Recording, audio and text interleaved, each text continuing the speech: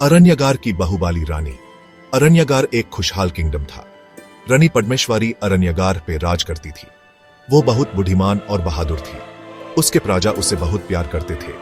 वो उसके राज में सुरक्षित महसूस करते थे। एक दिन एक संदेशवाहक आया।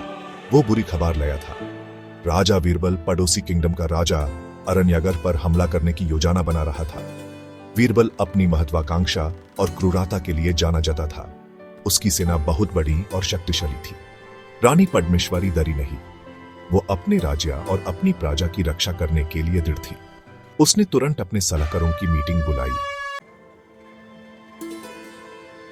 रानी ने अपने सलाहकारों की बात ध्यान से सुनी। उन्होंने अलग अलग योजनाओं पर चर्चा की। रानी पद्मेश्वरी ने एक प्लान बनाया।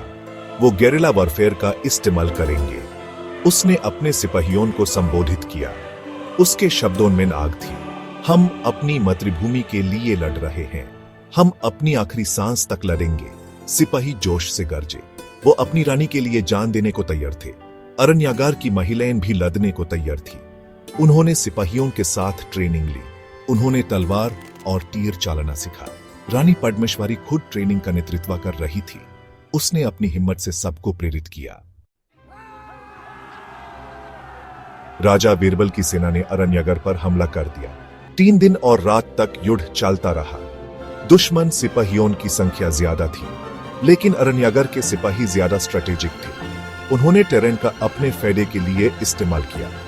रानी पद्मेश्वरी हमेशा सबसे आगे रहती थी। वो अनोखी बहादुरी से लड़ी। उसने अपने सिपाहियों को लड़ने के लिए प्रेरित किया। उसने कई अम्बुशेस का नेतृत्व किया, दुश्मन को भ्रमित किया और भारी नुकसान पहुंचाया। अरण्यगार की महिलाओं ने भी बहादुरी से लड़ाई की। उन्होंने घायल सिपाहियों की मदद की। जरूरत पड़ने पर वो लड़ाई में भी शामिल हो गई। भले ही दुश्मन मजबूत था, अरण्यगार के लोग पूरी ताकत से लड़े।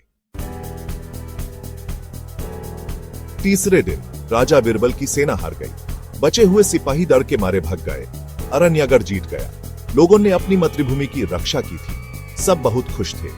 रानी पद्मेश्वरी ने अपने लोगों को विजय दिलाई थी। उसने बहुत हिम्मत और स्ट्रेटेजिक सोच दिखाई। उसकी जीत एक कहानी बन गई। यह हिम्मत और एकता की कहानी है। आज भी रानी पद्मेश्वरी का नाम सम्मान और प्रशंसा के साथ लिया जाता है। उसने दुनिया को दिखाया कि एक छोटा सा राजा भी हिम्मत और दृढ़ संकल्प से बड़े दुश्मन को हरा सकता है।